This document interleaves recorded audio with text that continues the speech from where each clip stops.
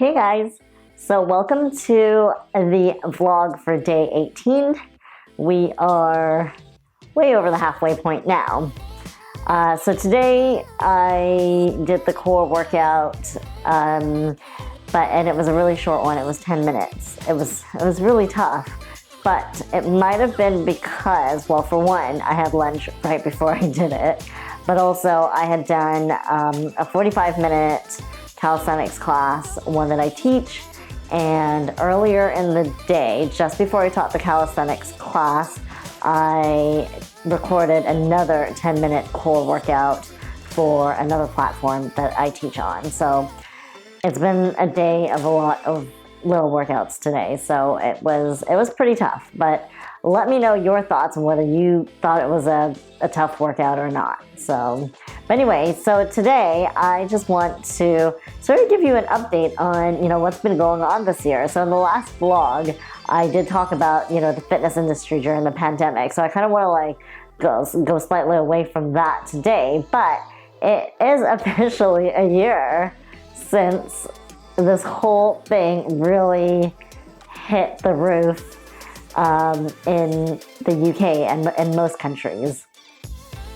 So for us, everything really kind of, we realized things were happening and changing was, so every year around this time we actually go skiing, snowboarding at my uncle's chalet in Maribel. And so we obviously missed it this year again. But what happened last year was all the ski resorts were closing and people were like, oh, I don't think you should go. I don't think you should go. But, this is something that we all really enjoy. There's 10 of us and, we all meet up in France. My family comes from Malaysia and they come from Singapore. And it's just this tradition we've had for about the last 10 years. And for my cousins and my aunt and uncle, they've been doing it for longer, obviously, but they started inviting us about 10 years ago when they realized that my husband, who's Canadian, really enjoys skiing. But they just never asked anyone from the Singapore side of the family whether they were interested in joining, because nobody actually knew how to ski and nobody was interested in skiing. But we've been invited every year. So it's been this tradition, which is amazing. And we just love this week. It's just so much fun. And so, we were adamant we were going, right? So as long as the ski resorts confirmed that they were not closing, we were going to try our luck. And we knew there was a risk, but we were like, we're just going to go. Anyway, so everybody heads down from Singapore and Malaysia. Brendan and I, we take the Eurostar directly to Moutier, right? And the chalet, the management of the chalet have confirmed to us that everything is still open. But anyway, so as soon as my family arrives, right, from Singapore, so one of my cousins is a flight attendant for Singapore Airlines, and her husband is a pilot. And as soon as they land, they get this notification basically saying that Singapore is going to start quarantining people from, arriving back from this particular date, right? And so they had to make the decision of whether they were going to stay at the chalet, at the resort and ski with us, or whether they were going to go back. And going, if they didn't go back, it meant that all these different flights that they were scheduled to work on, they would not be able to because they would have to quarantine.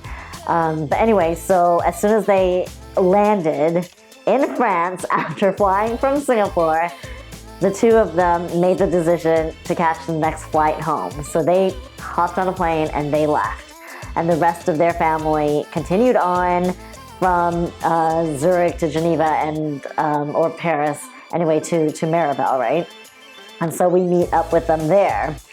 And then as we arrive, we find out that France is putting stricter rules on bars and restaurants and stuff. So we were kind of like, okay, well, as long as we get to ski, we don't really care if we're missing out on the après-ski because, we're in the chalet anyway.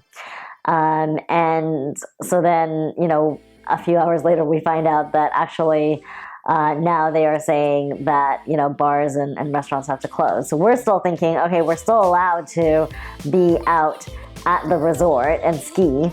But you know, let's go to the pub because it's going to be, you know, the last night out, right? Like the first night there, but the last night out. So we go, and as we are there at the pub, you know, there's a lot of commotion, and tour operators start coming in and telling their people that basically, you know, things are looking quite grim. And one of our really good friends lives in Chamonix, and she sent us a message, and she was like, they're closing Chamonix. So as soon as she said that, we just knew that we were being shut down. And so, you know, then shortly after, we find out that Maribel Valley, Three Valleys, is also shutting down.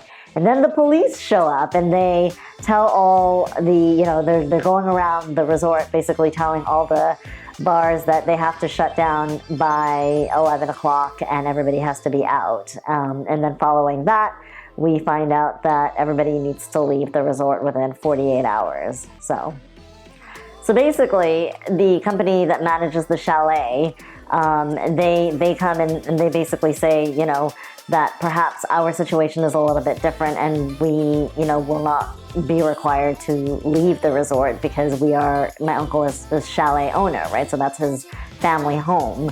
But, you know, and so we're kind of like, oh, well, okay, but the lifts are closing and we're not allowed to ski, but do we just like stay here?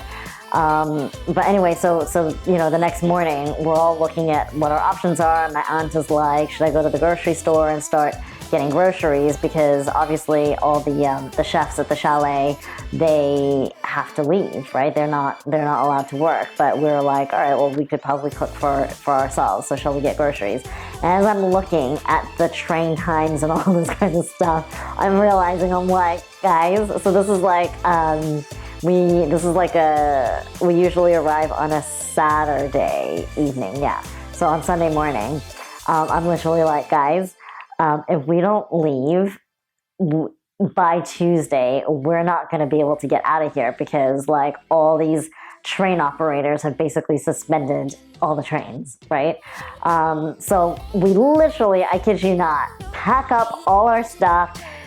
Some of us are, you know, some of them are packing, some of us are looking for tickets, right? So it's basically, we're like, all right, we're leaving.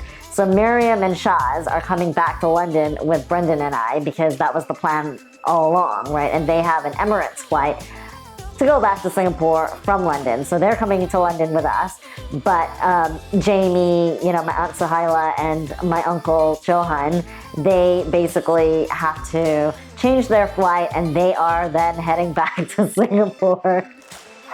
So they were changing up those flights. We're changing our flights, trying to find flights to get out of France, right? And at this point, we're like, all right, we have to go to Geneva because Geneva is still open. So if we get stuck in Paris and we can't get from Paris back to London, there's going to be nowhere to eat, right? So we're going to Geneva. That was our game plan.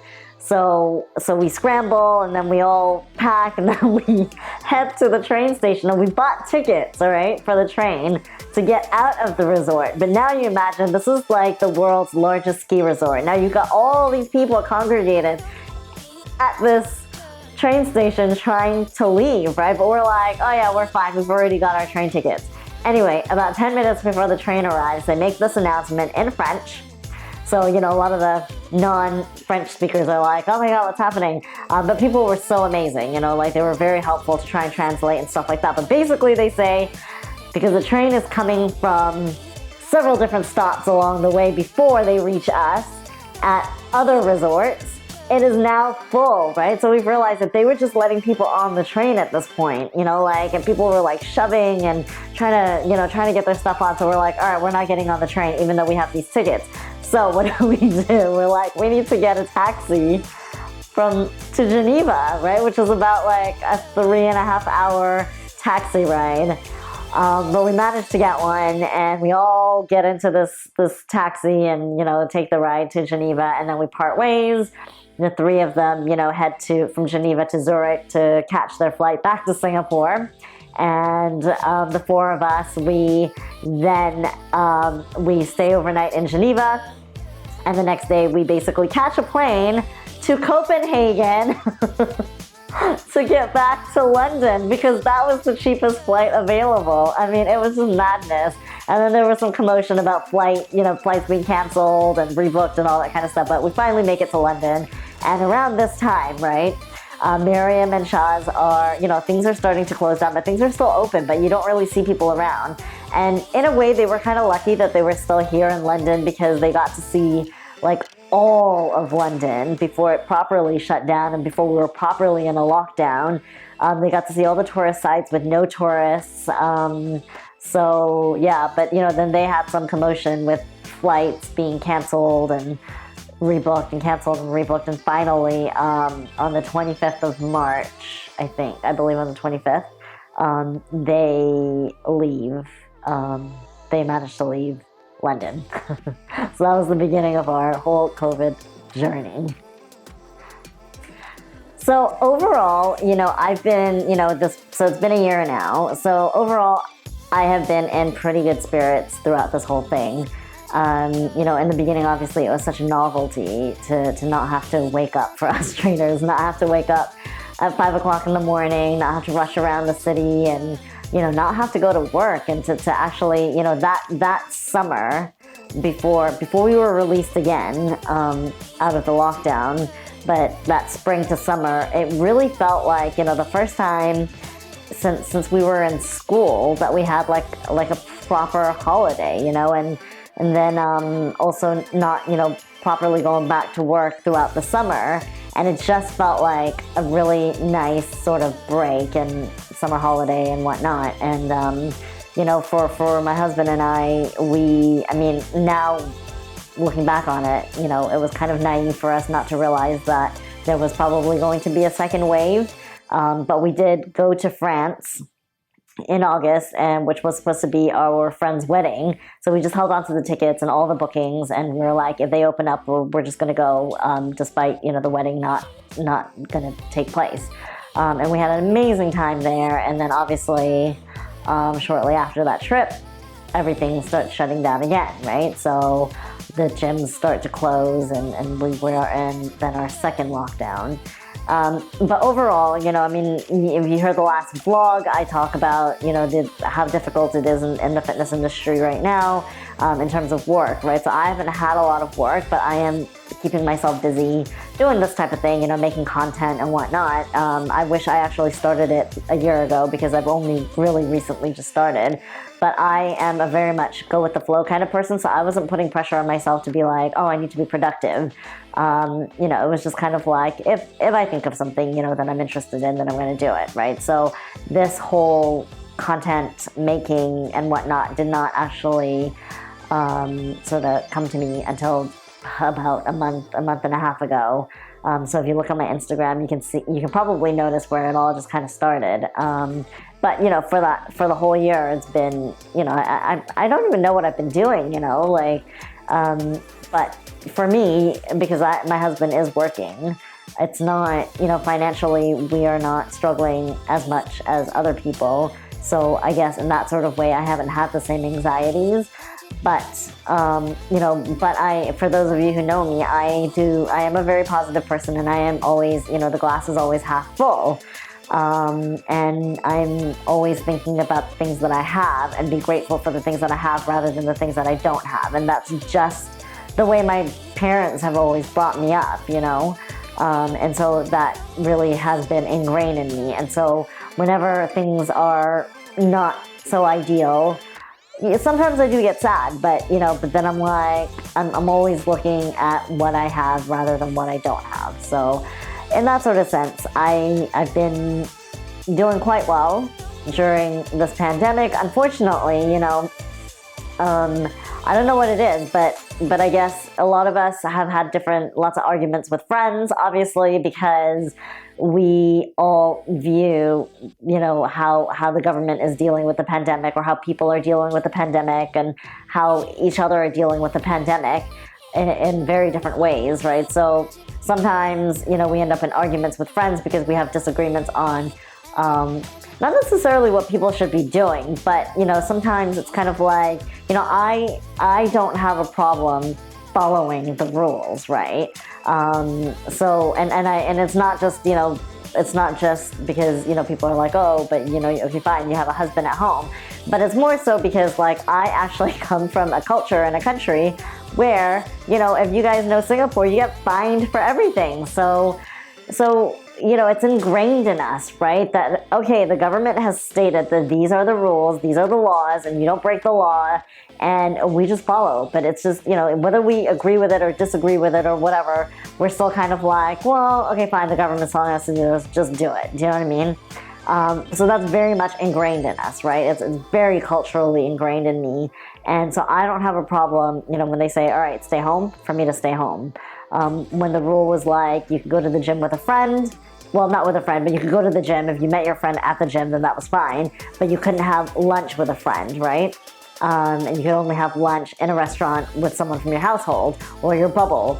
And for me, I was kind of like, okay, I get it, you know, but then, you know, you have like friends who put pressure on you to do the things that they want you to do. And I get it, because like maybe they live on their own, or, you know, they might be lonely and they need some company and whatnot, you know, but I just felt like it was kind of weird, because it was a time where you start to see like, okay, well, you know, this friend probably, you know, we both need something different right now. And during this pandemic, because we both need something different in order to get us through this, we are not good for each other. So that is the unfortunate thing. You know, there are a couple friendships that have fallen apart, just based on, you know, differences and not like about differences in the way we think, but I feel like more because, you know, obviously you're gonna have different opinions from your friends, and that's perfectly fine. But it's more to do with just, you know, like we needed something different that neither of us could give to each other. So, you know, and that happened with a couple people. So, you know, it is what it is. But, you know, through this year, I've had the most amazing people come and join my classes online. And, you know, from the first lockdown to this third lockdown, that community has actually really grown. And they have been such a lifesaver. It has been amazing because, like, we do our classes 3 times a week. It is so interactive.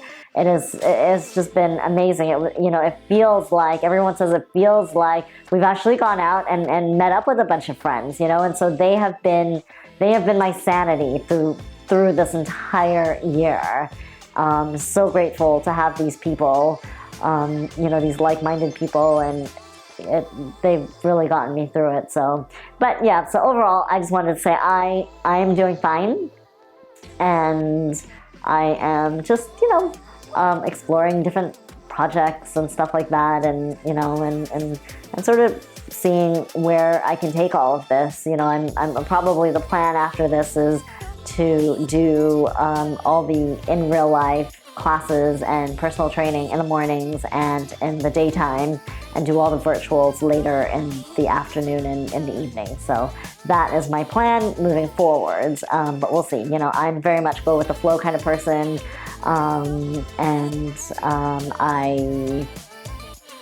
I don't like to feel anxious or stressed. And my way of coping is just being like, you know what? Whatever happens, happens. I am not going to make any plans, and that is that. So, yeah. I do miss my family, obviously, because it's been almost 2 years now since I've seen my sister and my mom. So, and my grandmother, my whole family in Singapore. And I was supposed to go back last year for Eid, that got canceled, and then we moved it to February this year. That got canceled. Now it has been moved to August, and we will see what happens. But, you know, this is life right now. So, yeah. But I guess another positive thing as well is I have managed to actually catch up with more people over this year than I ever have before. And it's because everyone's working from home and not running around like crazy people, you know, going to meetings or having, you know, all these like social gatherings and stuff. So as somebody whose life is basically, you know, so this year I would have been in London for 10 years, but before this I'd never lived anywhere for just under 5 years. Mostly I was somewhere for like 2 years, 3 years. So I moved a lot growing up, and a lot of the times, you know, since I was a kid, my friendships with people were always long distance, you know, because I would make friends in a particular country and then I would have to move and then I'd make new friends, but obviously, you know, still kept in touch with the other friends. And obviously in the 90s, where internet became a thing, it became a lot easier because we had email and MSN chat and AOL and all that kind of stuff. But, you know, but virtual relationships and virtual friendships it's not something new to me, you know. So what's been really nice is having the opportunity to catch up more with people, because everybody just has a lot more time, and I see that as a positive. I don't think, you know, even though I haven't seen my sister or my mom for ages now, for almost a couple of years, I don't think I have spoken to them this much in any year. And that's just because I have more time. And then my best friends in Canada, Laura and Nancy Ann, you know, we sort of, you know, put in the diary our Zooms now.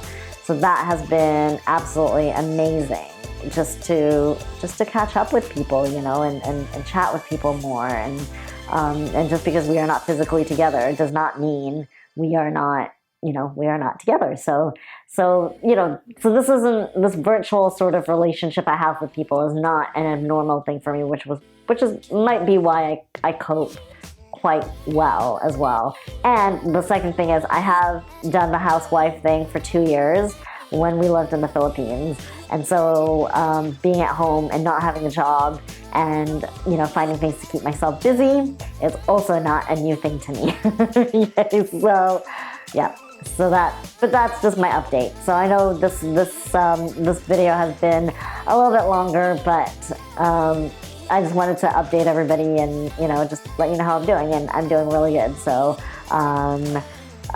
yeah, I'm doing really good. So I'm just excited, you know, for these new launching my classes on this new platform, and going back to the gym hopefully soon, getting my hair done at the hair salon, and yeah, so hopefully, you know, we'll be out and about soon, and I can see my family. That's probably the main thing that I really want to do, is see my family. So yeah, that's it, guys. But anyway, there is my rambling, and I hope you guys are doing well as well. Let me know, you know, what you thought of the workout, and yeah, I will see you tomorrow.